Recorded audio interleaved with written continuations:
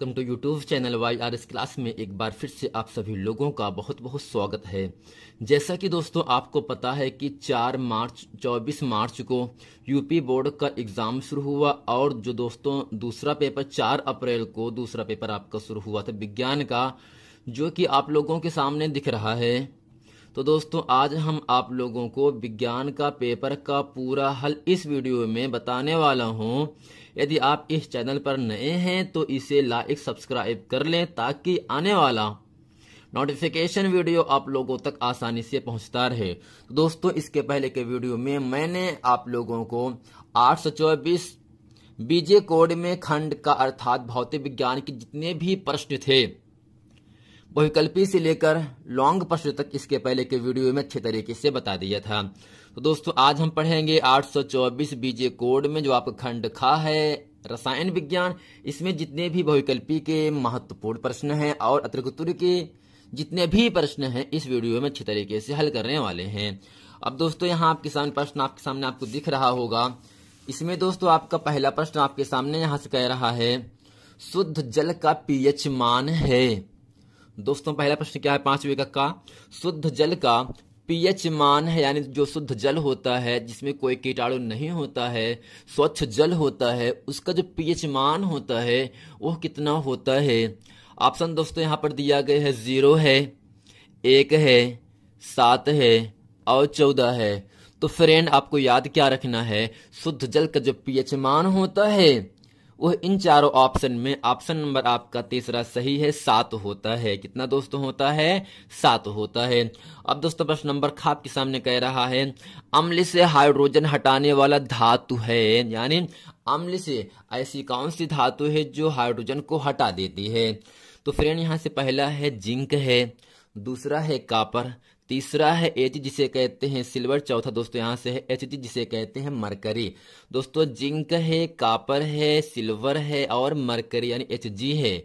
इन चारों ऑप्शन में दोस्तों ऑप्शन नंबर आपका दूसरा सही है, कॉपर। यानी दोस्तों जो कॉपर एक ऐसी धातु है जो अम्ल से हाइड्रोजन को विस्थापित करके उसका स्थान स्वयं ले लेता है।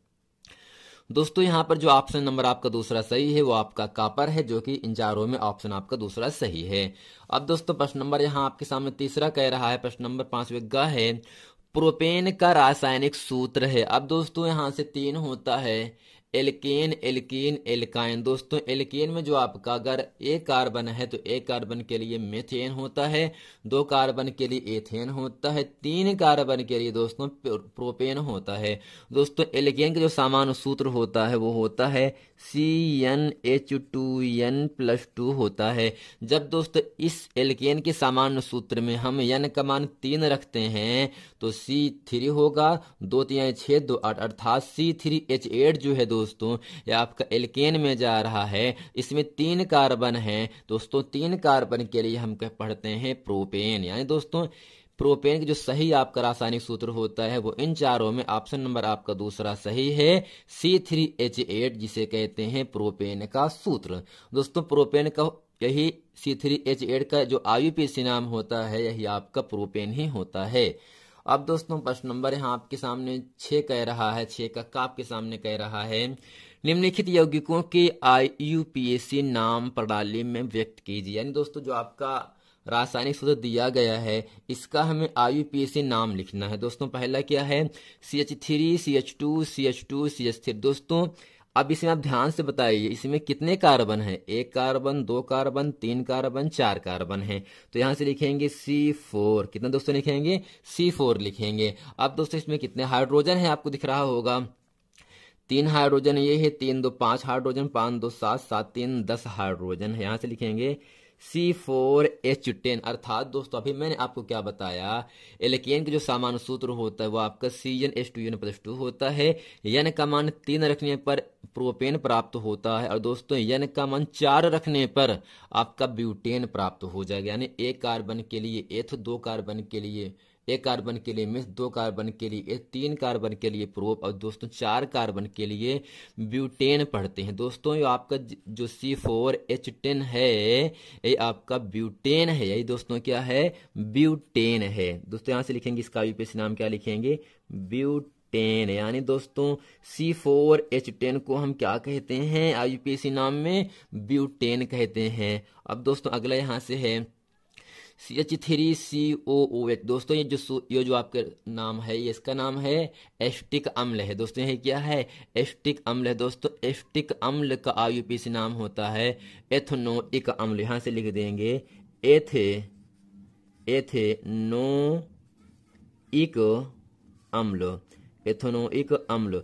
दोस्तों CH3COOH को हम कहते हैं एस्टिक अम्ल, और एस्टिक अम्ल का दोस्तों सूत्र होता है यहाँ से IUPAC नाम एथनोइक अम्ल होता है। दोस्तों C4H10 का IUPAC नाम ब्यूटेन होता है, क्योंकि इसमें 4 कार्बन है, इसलिए ब्यूटेन पढ़ेंगे। अगर दोस्तों यहाँ पर C5H12 हो जाता तो इसे हम पढ़ते हैं पेंटेन पढ़ते। CH3COOH को हम क्या पढ़ेंगे दोस्तों? एस्टिक अम्ल पढ़ेंगे, और एस्टिक अम्ल का दोस्तों सूत्र होता है एथनोइक अम्ल, जैसा कि दोस्तों एग्जाम में 2 नंबर के लिए आपसे पूछा गया है। अब दोस्तों प्रश्न नंबर है 6 का, मेंडलीफ का आवर्त नियम क्या है? इसकी व्याख्या कीजिए। दूसरा दोस्तों यहाँ से है निम्नलिखित रासायनिक समीकरणों को पूर्ण रूप से व्यक्त कीजिए। दोस्तों यहाँ से है एस्टिक अम्ल की क्रिया एथिल एल्कोहल से कराने पर शांत सल्फ्यूरिक अम्ल की उपस्थिति में तो हमें क्या क्या बनता है? दूसरा दोस्तों यहाँ से है एथिल ब्रोमाइड की क्रिया पोटेशियम हाइड्रोक्साइड के जलीय विलयन से कराने पर क्या क्या प्राप्त होता है। आइए दोस्तों प्रश्न नंबर 6 का खा और गा अच्छे तरीके से पढ़ते हैं। दोस्तों इसमें यौगिक क्या है? CH3 CH2 CH2 CH3। दोस्तों इसमें 4 कार्बन है, जबकि 3 2 5 5 2 7 7 3 10 10 आपके हाइड्रोजन है। एक कार्बन के लिए 2 कार्बन के लिए 1 कार्बन के लिए में 2 कार्बन के लिए 3 कार्बन के लिए प्रोप 4 कार्बन के दोस्तों हम ब्यूट कहते हैं। तो एल्केन में जाएगा, इसलिए 4 कार्बन के लिए आपका जो आपका सूत्र बनेगा यहाँ से ब्यूटेन का IUPAC नाम हो जाता है। अब दोस्तों अगला यहाँ से है CH3COH। इसका IUPAC नाम क्या होगा दोस्तों? एथनोइक अम्ल होता है। यही दोस्तों जो आपका रासायनिक नाम क्या है इसका? एस्टिक अम्ल है। इसका IUPAC नाम एथनोइक अम्ल हो जाता है। अब दोस्तों प्रश्न नंबर 6 का खा आपके सामने कह रहा है मेंडलीफ का आवर्त नियम क्या है? इसकी व्याख्या कीजिए। अब दोस्तों इसके उत्तर में यहाँ से लिखते हैं इस नियम के अनुसार तत्वों के भौतिक और रासायनिक गुण उनके परमाणु भारों के आवर्ती फलन होते हैं, अर्थात तत्वों को उनके परमाणु भारों के बढ़ते क्रम में रखने पर समान गुणों वाले एक तत्व एक नियमित अंतराल के बाद आते हैं। यानी दोस्तों जो आपका मेंडलीफ का आवर्त नियम है वह तत्वों के भौतिक तथा रासायनिक गुण उनके परमाणु भारों के आवर्ती फलन होते हैं। अर्थात दोस्तों कहने का मतलब ये है तत्वों को उनके परमाणु भारों के बढ़ते क्रम में रखने पर समान गुणों वाले तत्व एक नियमित अंतराल के बाद आते रहते हैं। यही दोस्तों क्या है? मेंडलीफ का आवर्त नियम है। अब दोस्तों प्रश्न नंबर 6 का गाप के सामने यहां से कह रहा है CH3COOH जिसे कहते हैं एस्टिक अम्ल, C2H5 जिसे कहते हैं एथिल एल्कोहल। यानी दोस्तों एस्टिक अम्ल की क्रिया एथिल एल्कोहल अर्थात शांत सल्फ्यूरिक अम्ल से कराने पर दोस्तों क्या क्या बनता है? तो फ्रेंड आपको याद क्या रखना है? एस्टिक अम्ल की क्रिया एथिल एल्कोहल की शांत सल्फ्यूरिक अम्ल के साथ कराने पर CH3COOCH2CH3 प्राप्त होता है, जिसे दोस्तों एस्टर कहते हैं, और दोस्तों इसके साथ ही आपका जल भी प्राप्त होता है। तो फ्रेंड कहने का मतलब इतना है एस्टिक अम्ल की क्रिया एथिल एल्कोहल की शांत सल्फ्यूरिक अम्ल से कराने पर एस्टर तथा जल बनता है, जो कि आपके सामने दोस्तों दिख रहा है। CH3COOH CH2 CH3 को हम क्या कहते हैं दोस्तों? एस्टर कहते हैं। अब दोस्तों दूसरे यहां से है एथिल ब्रोमाइड जिसे C2H5Br प्लस QOH अर्थात दोस्तों C2H5Br को हम कहते हैं एथिल ब्रोमाइड, QOH को हम कहते हैं पोटेशियम हाइड्रोक्साइड। अर्थात दोस्तों एथिल ब्रोमाइड की क्रिया पोटेशियम हाइड्रोक्साइड के जलीय विलयन से कराने पर दोस्तों एथेन पोटेशियम ब्रोमाइड तथा जल प्राप्त होता है, जबकि दोस्तों एथेन का सूत्र होता है C2H4 होता है। तो फ्रेंड उम्मीद करते हैं प्रश्न नंबर 6 का खा और गा इसे अच्छे तरीके से आप लोग समझ गए हैं किससे मिलाने पर क्या बनता है और किसका सूत्र क्या होता है। अब दोस्तों यहाँ आपके सामने प्रश्न नंबर 7 का आपके सामने कह रहा है फ्रेंड यहाँ से धामन सोडा तथा मीठा सोडा का नाम तथा रासायनिक सूत्र लिखिए। दोस्तों जैसा कि 2 नंबर के लिए आपसे पूछा भी गया है। अब प्रश्न नंबर 7 का ख आपके सामने है, द्विविस्थापन अभिक्रिया को उदाहरण देकर स्पष्ट कीजिए। आइए दोस्तों प्रश्न नंबर 7 का क और ख इसे अच्छी तरीके से हम पढ़ते हैं। अब दोस्तों 7 के क में उत्तर करते हैं। नाम क्या है दोस्तों? धावन सोडा, जिसका दोस्तों रासायनिक नाम क्या होता है? सोडियम कार्बोनेट होता है, जिसका दोस्तों सूत्र क्या होगा? Na2CO3 into 10H2O। दोस्तों इसको हम कहते हैं सोडियम कार्बोनेट। इसका दोस्तों जो साधारण नाम होता है वो आपका होता है धावन सोडा।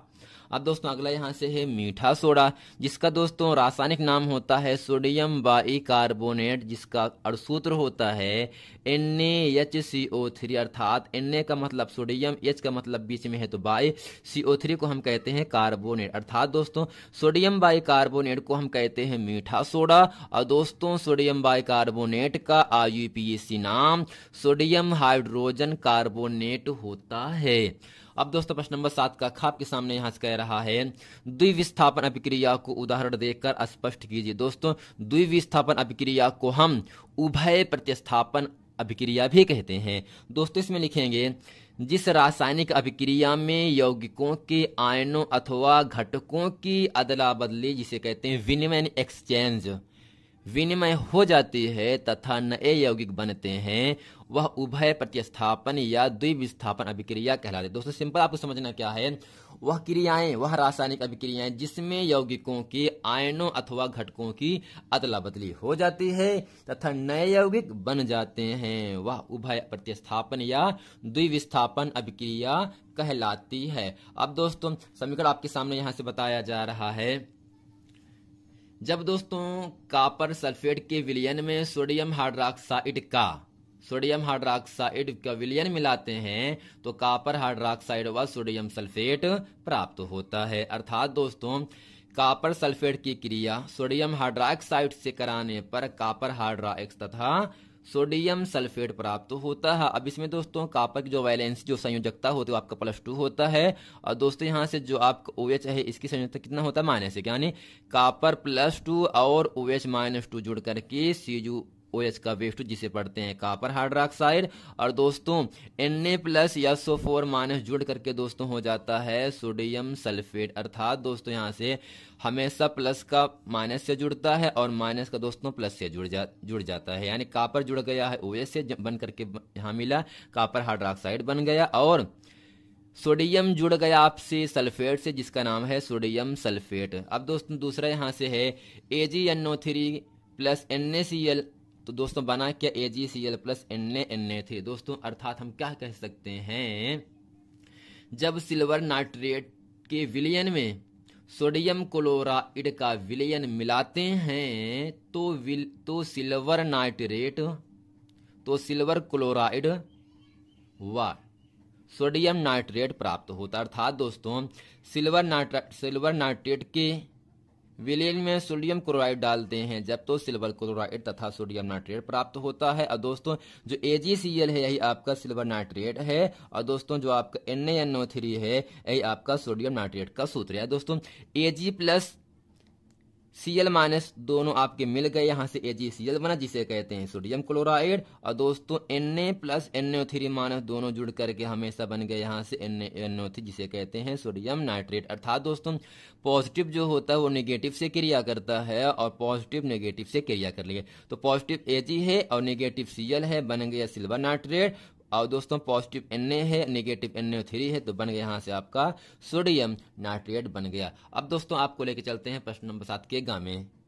अब दोस्तों प्रश्न नंबर 8 का काप के सामने कह रहा है, संक्षारण क्या है? उदाहरण द्वारा समझाइए।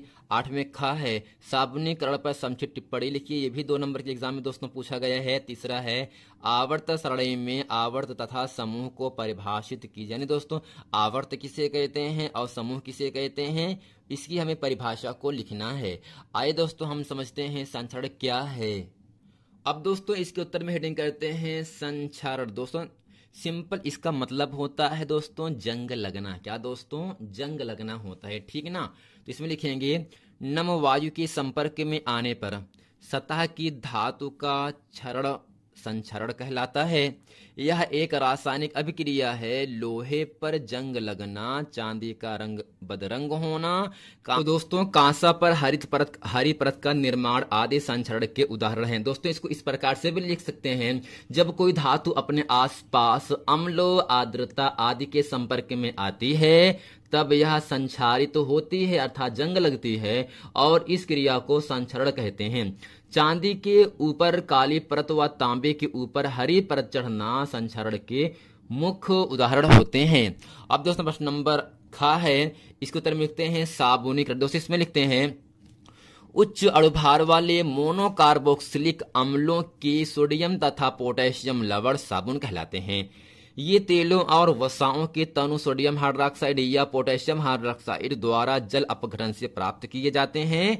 इस क्रिया को साबुनीकरण की क्रिया कहते हैं। दोस्तों उच्च अणुभार वाले मोनोकार्बोक्सिलिक अम्लों के सोडियम तथा पोटेशियम लवण क्या दोस्तों कहलाते हैं? साबुन कहलाते हैं। और दोस्तों ये तेलों और वसाओं यानी चर्बी, वसा मतलब दोस्तों क्या होता है? चर्बी होता है। ये तेलों और वसाओं के तनु सोडियम हाइड्रोक्साइड या पोटेशियम हाइड्रोक्साइड द्वारा जल अपघटन से यानी जल की हटने से प्राप्त किए जाते हैं। इस क्रिया को दोस्तों क्या कहते हैं? साबुनीकरण कहते हैं। अब दोस्तों प्रश्न नंबर 8 का ग आपके सामने यहां से है, इसके उत्तर में लिखते हैं आवर्त। दोस्तों इसमें लिखेंगे तत्वों के परमाणु भार के वृद्धि क्रम यानी बढ़ते क्रम में क्रमबद्ध करने पर क्षैतिज कतारें प्राप्त होती हैं, जिन्हें दोस्तों हम आवर्त कहते हैं। आवर्त नियम के अनुसार तत्वों के परमाणु भार के वृद्धि क्रम यानी बढ़ते क्रम में क्षैतिज कतारों में सजाने पर समान गुण वाले तत्व एक ही ऊर्ध्वाधर यानी खड़ी रेखा में कालम में उपस्थित रहते हैं। इन्हें वर्ग यानी ग्रुप कहते हैं। दोस्तों जो क्षैतिज रेखाएं होती हैं उसे हम आवर्त कहते हैं, जो ऊर्ध्वाधर रेखाएं होती हैं उसे कहा जाता है दोस्तों वर्ग कहते हैं। अब दोस्तों प्रश्न नंबर 8वें का जो अथवा का प्रश्न है का, खा और ग है, इसमें दोस्तों प्रश्न नंबर पहला आपके सामने कह रहा है रिडॉक्स अभिक्रिया, दूसरा है श्रेणी, तीसरा यहां से है मेंडलीफ की आवर्त सारणी की विशेषता है। दोस्तों आइए चलते हैं इन तीनों प्रश्नों का उत्तर अच्छे तरीके से हम पढ़ते हैं। दोस्तों इसमें हेडिंग करते हैं रिडॉक्स अभिक्रिया, फिर हेडिंग करेंगे श्रेणी करेंगे, फिर हेडिंग करते हैं मेंडलीफ की आवर्त सारणी की विशेषता। अब दोस्तों रिडॉक्स अभिक्रिया में लिखते हैं वह रासायनिक अभिक्रिया जिसमें एक अभिकारक का ऑक्सीकरण तथा दूसरे अभिकारक का अपचयन होता है, रिडॉक्स अभिक्रिया कहलाती है। जैसे दोस्तों कॉपर ऑक्साइड की क्रिया हाइड्रोजन से कराने पर कॉपर अलग और जल प्राप्त हो जाता है। दोस्तों धातु के साथ ऑक्सीजन का अलग होना अपचयन हो जाता है, और दोस्तों यहां से धातु के साथ ऑक्सीजन का जुड़ना ऑक्सीकरण हो जाता है। दोस्तों इसमें जो कॉपर ऑक्साइड है ऑक्सीजन अलग हो रहा है ना, यानी कॉपर जो है अलग हो रहा ऑक्सीजन से, तो कॉपर दोस्तों क्या हो गया? अपचयन हो गया। और दोस्तों हाइड्रोजन जो है यहाँ पर जुड़ रहा है ऑक्सीजन से, इसलिए यहाँ पर हाइड्रोजन का दोस्तों ऑक्सीकरण हो गया। यानी दोस्तों वह रासायनिक अभिक्रिया जिसमें एक यौगिक का अभिकारक का ऑक्सीकरण होता है तथा दूसरे का अभिकारक का अपचयन होता है, उसे दोस्तों हम क्या कहते हैं? रिडॉक्स अभिक्रिया कहते हैं। अब दोस्तों दूसरा प्रश्न है सतही श्रेणी किसे कहते हैं? दोस्तों इसमें लिखेंगे जब कार्बनिक यौगिकों को कार्बन परमाणु की बढ़ती संख्या के आधार पर रखा जाता है तो एक श्रेणी प्राप्त होती है जिसे श्रेणी कहते हैं। दोस्तों जब कार्बनिक यौगिकों को कार्बन परमाणु के बढ़ती संख्या के आधार पर रखेंगे, यानी जब कार्बन को हम 1 2 3 से बढ़ाकर रखेंगे तो दोस्तों हमें एक श्रेणी प्राप्त हो जाती है। इस दोस्तों श्रेणी को हम कहते हैं सतही श्रेणी कहते हैं। अब दोस्तों इसमें जो आपका एल्केन है इसका सामान्य दोस्तों सूत्र होता है CnH2n+2 होता है। दोस्तों एक कार्बन रखने पर आपको CH4 प्राप्त होता है जिसके मेथेन कहते हैं। n का मान 2 रखने पर एथेन प्राप्त होगा, n का मान 3 रखने पर प्रोपेन, n का मान 4 ब्यूटेन, n का मान 5 रखने पर दोस्तों पेंटेन प्राप्त होता है। और इस सूत्र में n का मान 6 रखने पर हेक्सेन, ऐसे ही हेप्टेन, ऑक्टेन, नॉन और डेकेन प्राप्त हो जाता है। दोस्तों इसमें एक कार्बन यहाँ पर है 2 3 4 5 6 7 8 9 10 दोस्तों बढ़ रहा है ना, अगर बढ़ रहा है तो एक श्रेणी प्राप्त हो गया हमें यहाँ से। तो दोस्तों यहाँ से methane, ethane, propane, butane, pentane, hexane, heptane, octane, nonane, decane सब कार्बन बढ़ रहा 1 2 3 यहाँ से लेकर बढ़ रहा आपका 9 10 तक बढ़ रहा है। यही दोस्तों श्रेणी प्राप्त हो जाती है, इसे क्या कहते हैं हम, क्षैतिज श्रेणी कहते हैं। अब दोस्तों प्रश्न नंबर आपके सामने कह रहा है यहाँ से मेंडलीव की आवर्त सारणी की विशेषता क्या होती है। दोस्तों इसमें लिखेंगे तत्वों को व्यवस्थित क्रम में रखने से समान गुण वाले तत्वों की पुनरावृत्ति हुई, कुछ तत्वों का सही परमाणु भार ज्ञात करने में सहायता मिली, नए तत्वों की खोज हुई तथा तत्वों की संयोजकता ज्ञात करने में सहायता मिली। दोस्तों उम्मीद करते हैं ये पूरा प्रश्न वीडियो आप लोगों को अच्छी तरीके से समझ में आ गया होगा। दोस्तों इसमें आपको इतना ही समझना है, तत्वों को व्यवस्थित क्रम में रखने से समान गुण वाले तत्वों की पुनरावृत्ति हो गई, कुछ तत्वों का सही परमाणु भार ज्ञात करने में सहायता मिल भी गई और नए तत्वों की खोज हो गई तथा तत्वों की संयोजकता ज्ञात करने में सहायता मिली। यदि दोस्तों यह वीडियो आप लोगों को पसंद, वीडियो को लाइक, सब्सक्राइब, शेयर जरूर करें। मिलते हैं फिर नेक्स्ट वीडियो में, तब तक के लिए थैंक यू।